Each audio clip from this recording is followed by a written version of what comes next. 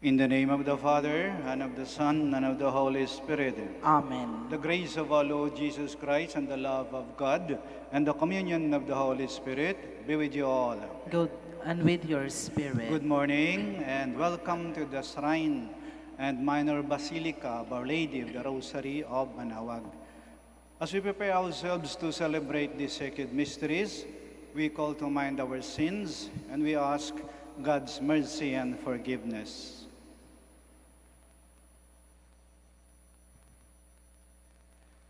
In all humility, altogether we say, I confess to Almighty God and to you, my brothers and sisters, that I have greatly sinned in my thoughts and in my words, in what I have done and in what I have failed to do. To my fault, to my fault, to my most grievous fault. Therefore I ask Blessed Mary, ever Virgin, all the angels and saints, and you, my brothers and sisters, to pray for me to the Lord our God. May Almighty God have mercy on us, forgive us our sins, and bring us to everlasting life. Amen.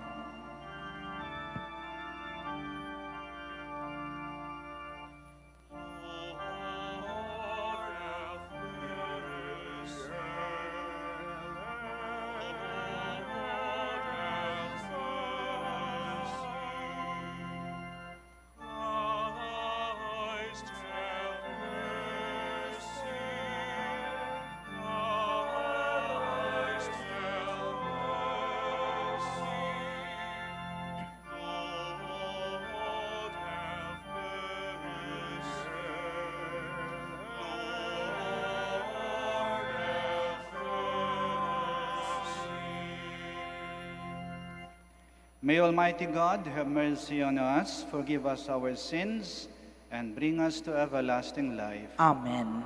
Let us pray. O God, who see how your people faithfully await the feast of the Lord's Nativity, enable us, we pray, to attain the joys of so great a salvation, and to celebrate them always with solemn worship and glad rejoicing. Through our Lord Jesus Christ, your Son, who lives and reigns with you in the unity of the Holy Spirit, one God, forever and ever. Amen. Please be seated. A reading from the book of the prophet Isaiah. The Spirit of the Lord God is upon me, because the Lord has anointed me.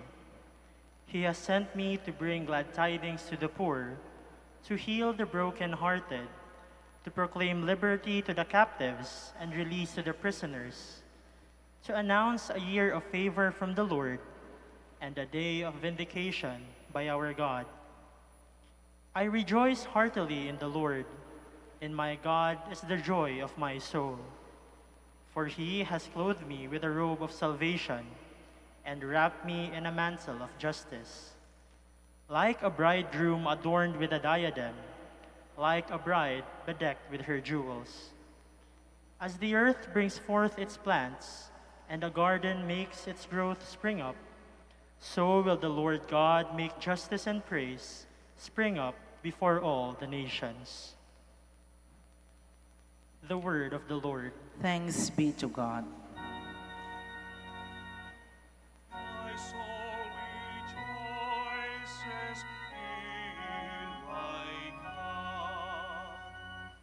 My soul rejoices in my God. My soul proclaims the greatness of the Lord. My spirit rejoices in God, my Savior. For he has looked upon his lowly servant. From this day all generations will call me blessed. My soul rejoices in my God. The Almighty has done great things for me, and holy is his name. He has mercy. Rejoices in my God. A reading from the first letter of St. Paul to the Thessalonians. Brothers and sisters, rejoice always, pray without ceasing. In all circumstances, give thanks, for this is the will of God for you in Christ Jesus. Do not quench the Spirit. Do not despise prophetic utterances. Test everything. Retain what is good. Refrain from every kind of evil. May the God of peace make you perfectly holy, and may you entirely, spirit, soul, and body, be preserved blameless for the coming of our Lord Jesus Christ.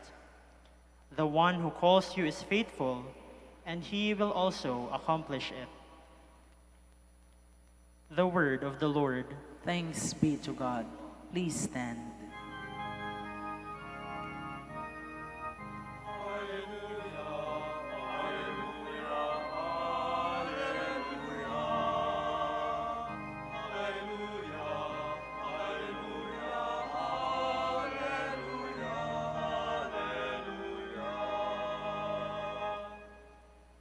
The Spirit of the Lord is upon me, because he has anointed me to bring glad tidings to the poor.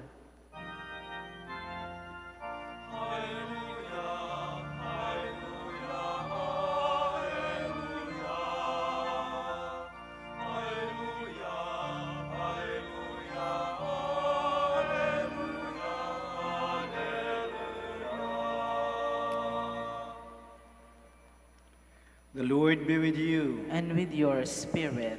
A reading from the Holy Gospel according to John. Glory to you, O Lord. A man named John was sent from God.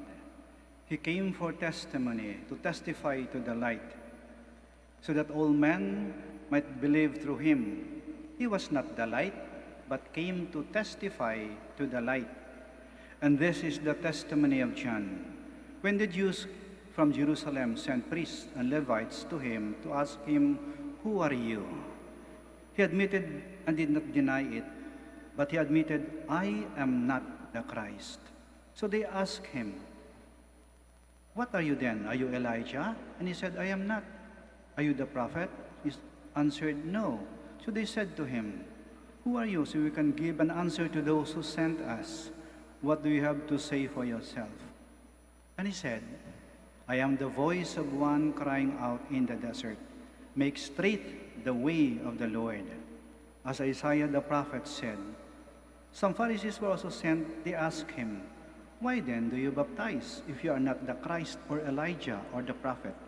And John answered them, "I baptize with water, but there is one among you whom you do not recognize, the one who is coming after me, whose sandals strap I am not worthy to untie."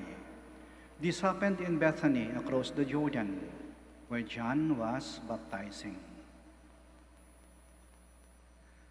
The Gospel of the Lord. Praise to you, Lord Jesus Christ.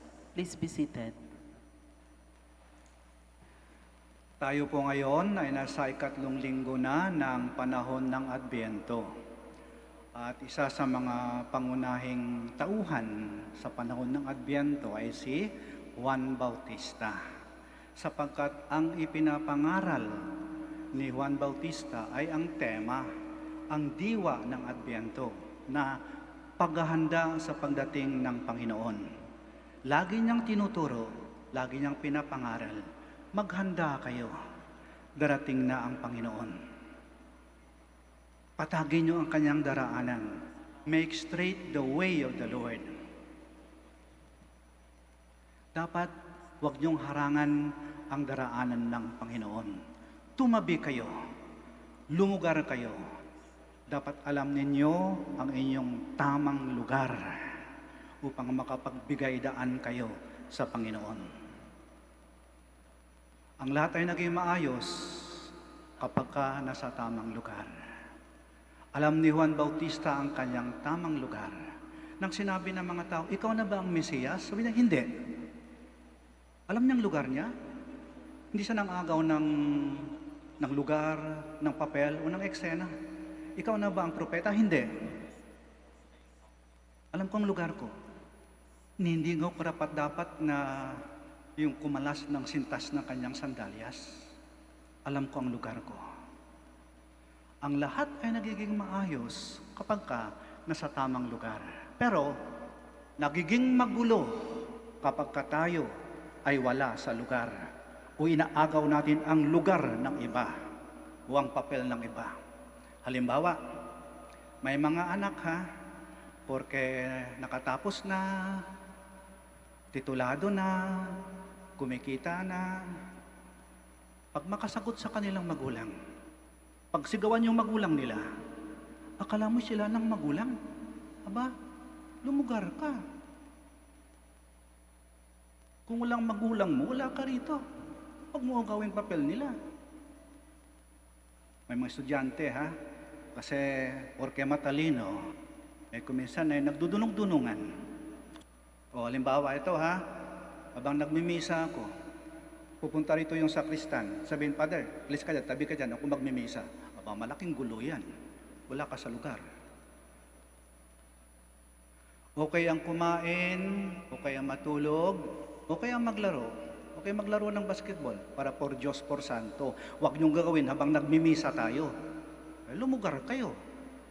Okay magbiruan, magtawanan. Pero kapag wala na sa lugar, nagkakapikunan na, may nagagalit na. At kuminsan, biruan ng simula, nauwi sa patayan. Kasi wala na sa lugar. Ayan, may kanya-kanya kayong lugar ngayon dahil sa social distancing. O halimbawa, may tumaybi sa inyo, hindi ko kakilala, ginigit kayo. Sumisiksik sa tabi ninyo, aba, wala ka sa lugar, lumayo ka. Ang lahat ay naging maayos kapag ka nasa tamang lugar. Pero kapag ka wala sa lugar, nagiging magulo. Dahil sa pandemyang to,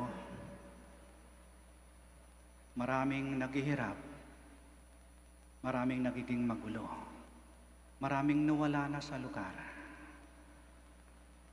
Nabawasan na yung saya, yung kislap, yung kinang ng Pasko.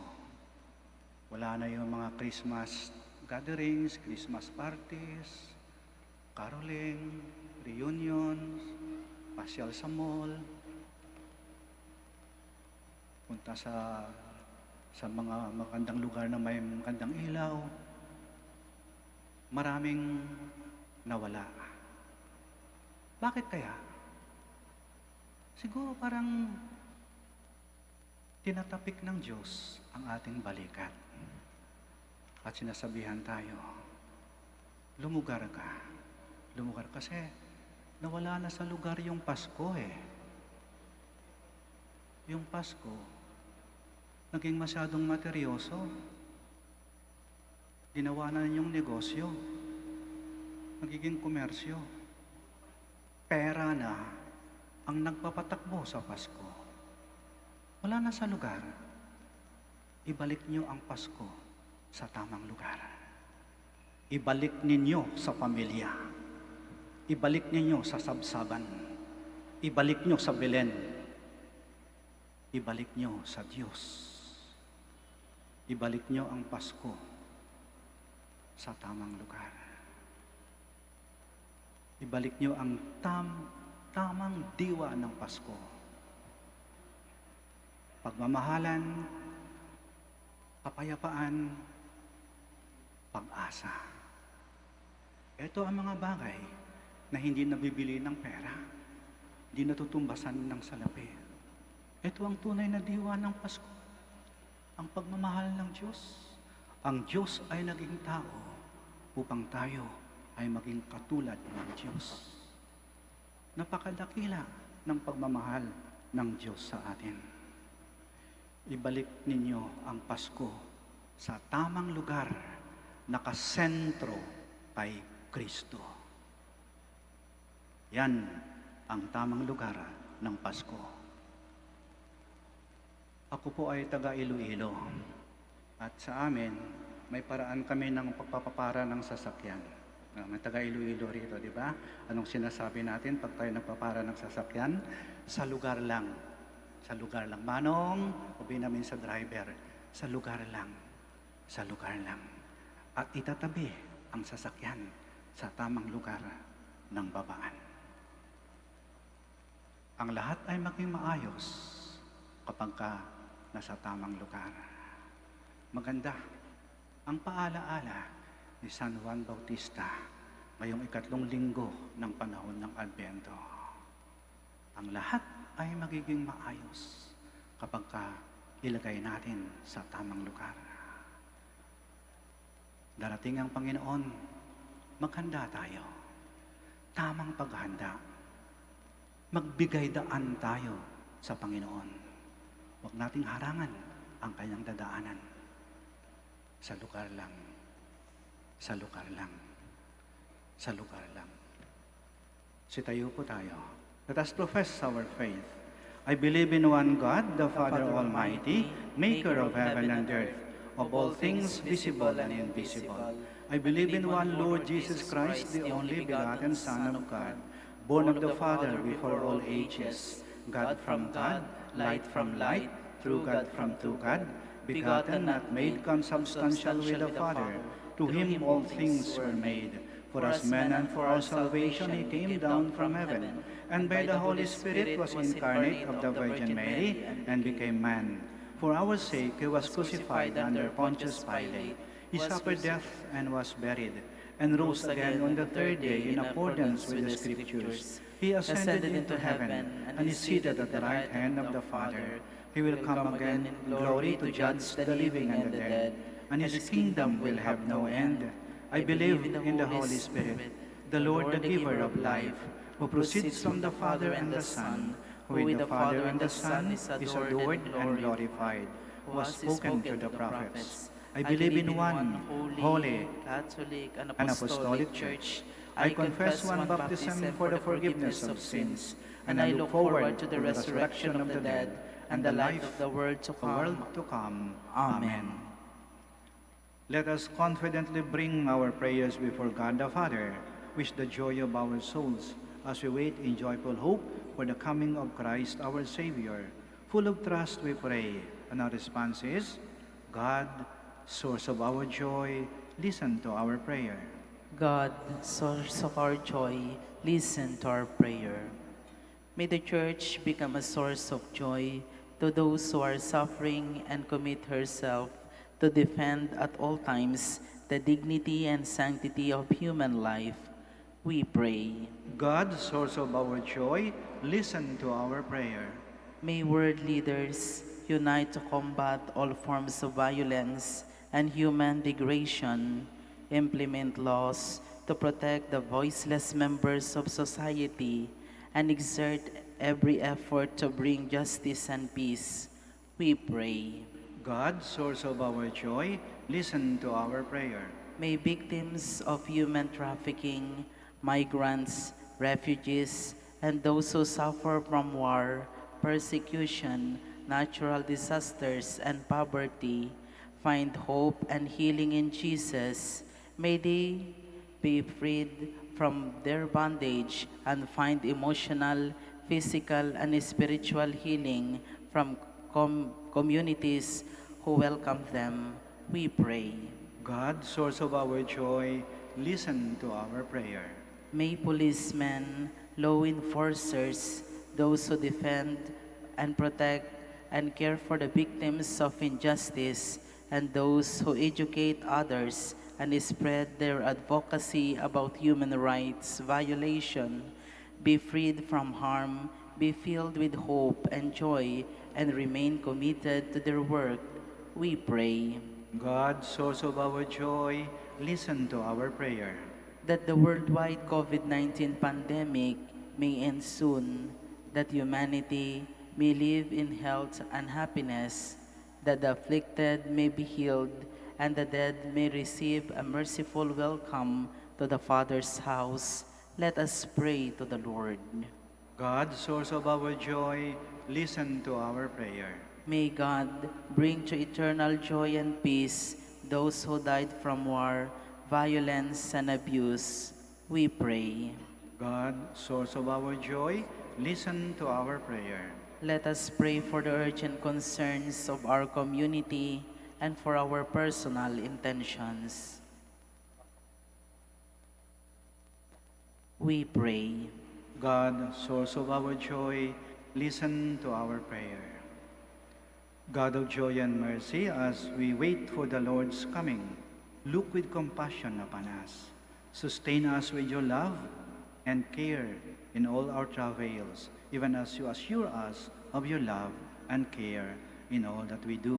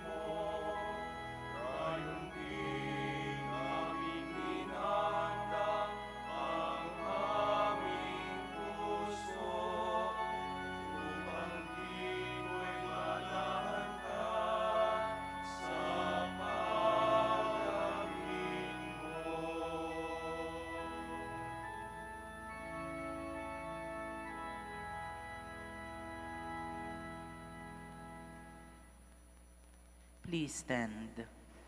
Pray, my dear sisters and brothers, that our sacrifice may be acceptable to God, the Almighty Father. May the Lord accept the sacrifice at your hands for the praise and glory of his name, for our good and the good of all his holy church. May the sacrifice of our worship, Lord, we pray, be offered to you unceasingly, to complete what was begun in sacred mystery, and powerfully accomplish for us your saving work, through Christ our Lord. Amen.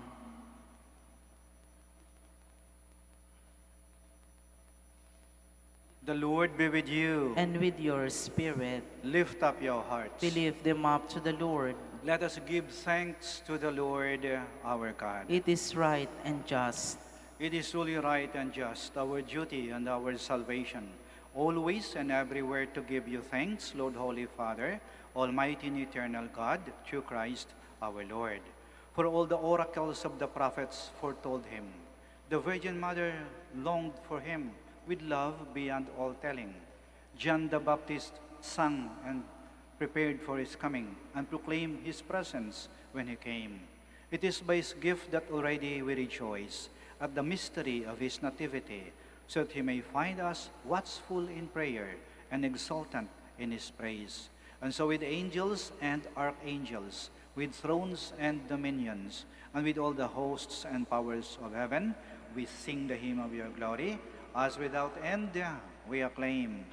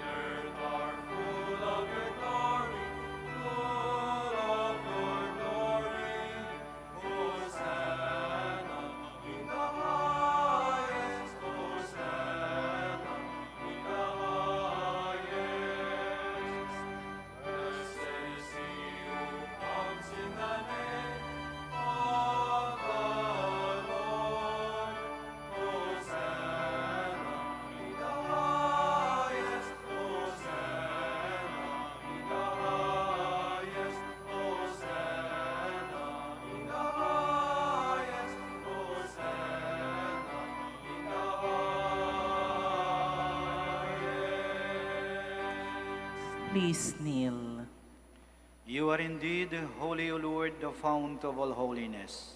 Make holy, therefore, these gifts, we pray, by sending down your Spirit upon them like the dewfall, so that they may become for us the body and blood of our Lord Jesus Christ.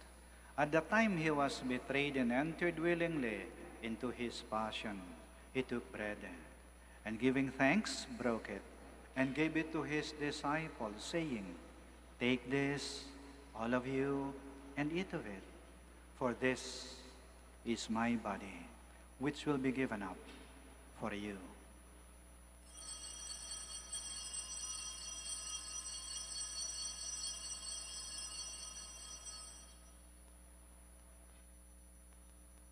In a similar way, when supper was ended, he took the chalice, and once more giving thanks, he gave it to his disciples, saying, "Take this, all of you, and drink from it.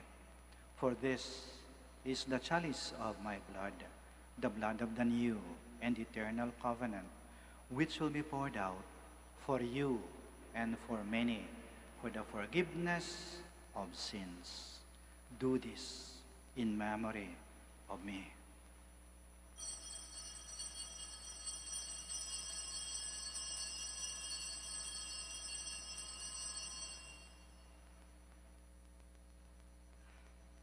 The mystery of faith. When we eat this bread, this bread, this proclaim your death, Lord, until you come again. Therefore, as we celebrate the memorial of his death and resurrection, we offer you, Lord, the bread of life and the chalice of salvation, giving thanks that you've held us worthy to be in your presence and minister to you. Humbly we pray that partaking of the body and blood of Christ, we may be gathered into one by the Holy Spirit. Remember, Lord, your church spread throughout the world, and bring her to the fullness of charity, together with Francis, our Pope, Socrates, our Archbishop, Fidelis, his auxiliary bishop, and all the clergy. Remember also our brothers and sisters who have fallen asleep in the hope of the resurrection, and all who have died in your mercy. Welcome them into the light of your face. Have mercy on us all, we pray, that with the Blessed Virgin Mary, Mother of God, with Blessed Joseph, her spouse, with the blessed apostles, and all the saints who have pleased you throughout the ages, we may merit to be co-heirs to eternal life, and may praise and glorify you to your Son, Jesus Christ. Through him, and with him, and in him, O God, Almighty Father, in the unity of the Holy Spirit, all glory and honor is yours, forever and ever.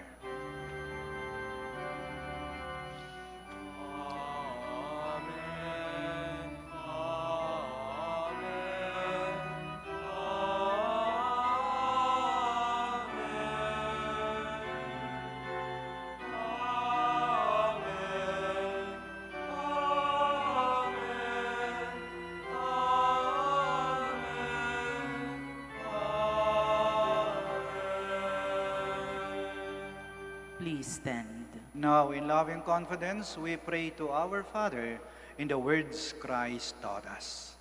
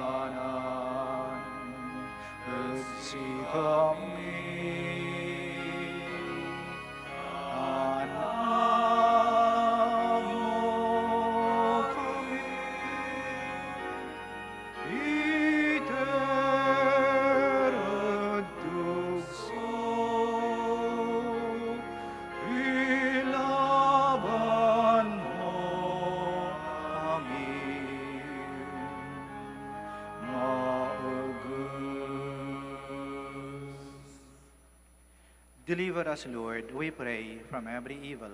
Graciously grant peace in our days, that by the help of your mercy, we may be always free from sin and safe from all distress, as we await the blessed hope and the coming of our Savior, Jesus Christ. For the kingdom, the power, and the glory are yours, now and forever.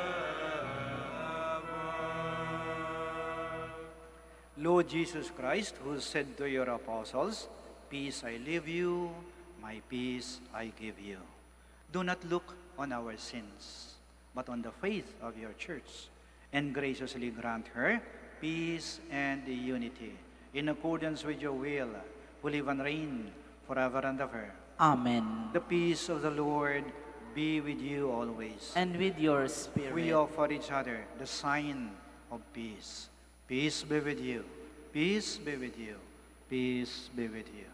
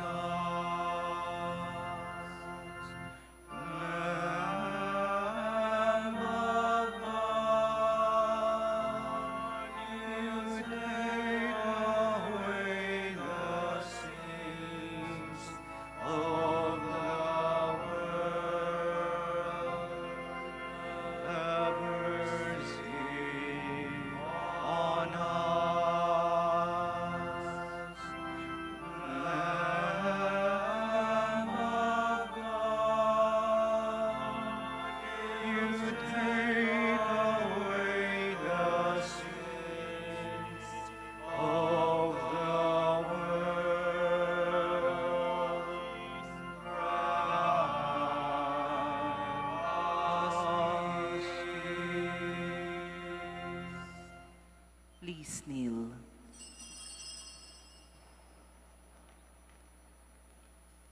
Here is Jesus Christ, the Lamb of God, who takes away the sins of the world. Blessed are those called to the supper of the Lamb. Lord, I am not worthy that you should enter under my roof, but only say the word, and my soul shall be healed.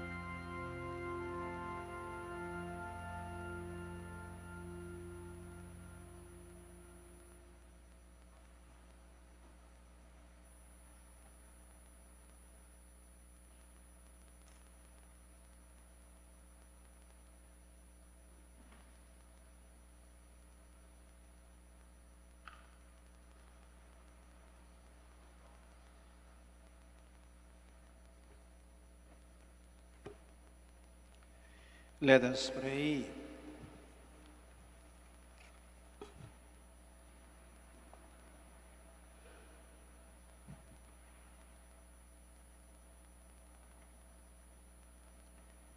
We implore your mercy, O Lord, that this divine sustenance may cleanse us of our faults and prepare us for the coming feast through Christ, our Lord.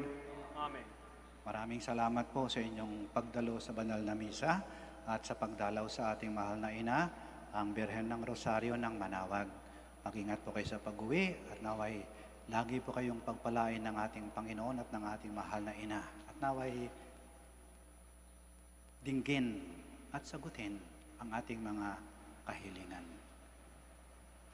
Mag-ingat po kayo sa pag-uwi at naway makabalik po kayo rito hanggang sa muli po.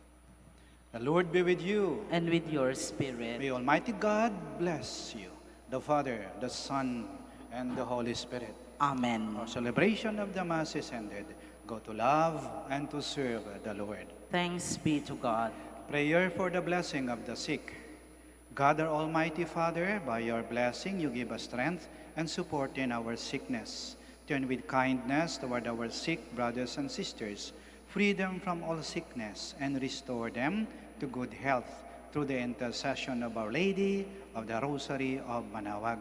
We ask this through Christ our Lord. Amen. Prayer for the blessing of religious articles. Yung may mga pabibindisyonan po, mangyari po lamang na itaas lang po yung mga pabibindisyonan po ninyo. At huwag na po kayong umalis sa inyong kinaroroonan. Manatili po kayo sa inyong kinaroroonan. Kami na po ang lalapit sa inyo.